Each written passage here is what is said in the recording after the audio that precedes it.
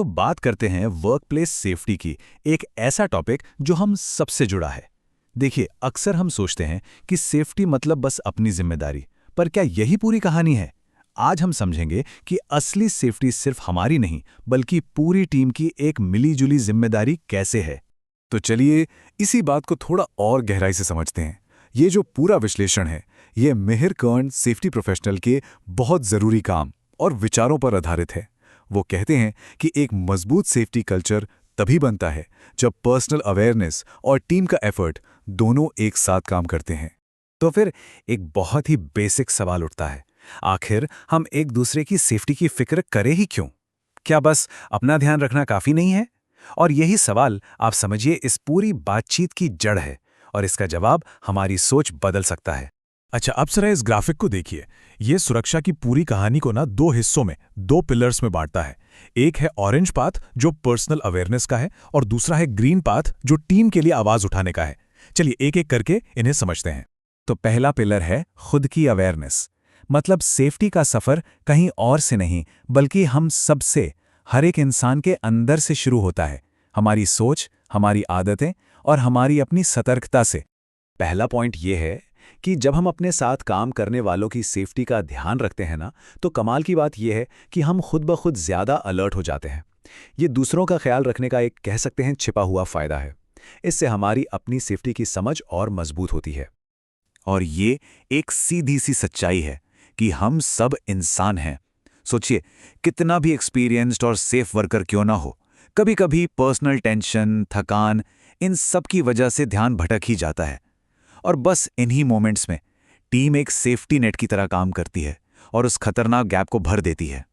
Psychology की भाषा में इसे कॉग्निटिव फेलियर कहते हैं। मतलब ये एक ऐसी दिमागी चूक है जब खतरा बिल्कुल सामने होता है, पर हमारा दिमाग उसे रजिस्टर ही नहीं कर पाता। और यहीं पर टीम वर्क की असली ताकत दिखती है, क्योंकि जो चीज एक की नजर से चूक जाए, हो सकता है टीम का दूसरा मेंबर उसे पकड़ ले। तो चलिए अब आते हैं दूसरे पिलर पर और देखते हैं कि ये पहले वाले से कैसे जुड़ता है।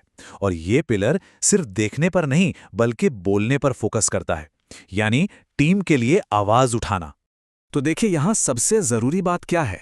किसी खतरे को देखकर चुप रह जाना बाद में सिर्फ पछतावा ही देता है। वो एक पल की खामोशी किसी बड़े हादसे की वजह बन सकती है। इसीलिए अगर कुछ भी गड़बड़ लगे तो बोलना हमेशा चुप रहने से बेहतर है। अक्सर लोग सोचते हैं, अरे कोई क्या सोचेगा, कहीं मेरी बात का बुरा ना मान जाए, और इसी चक्कर में चुप रह जाते हैं। पर एक बात साफ है, सेफ्टी कोई पॉपुलैरिटी कॉन्टेस्ट नहीं है। ये एक बहुत गंभीर जिम्मेदारी है, और इसके लिए तारीफ मिले या ना मिले, आवाज उठाना जरूरी है।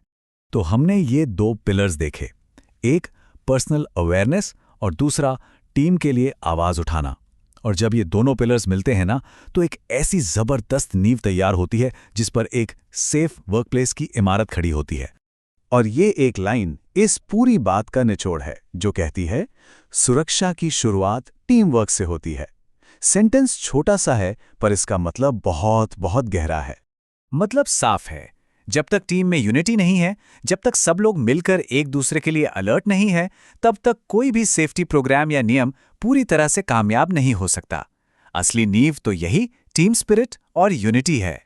तो ये था मिहिर कर्म सेफ्टी प्रोफेशनल के काम पर आधारित एक विश्लेषण, जो हमें याद दिलाता है कि सेफ्टी सिर्फ रूल्स फॉलो करना नहीं है, ये एक दूसरे का ख्याल रखने का एक कल्चर है।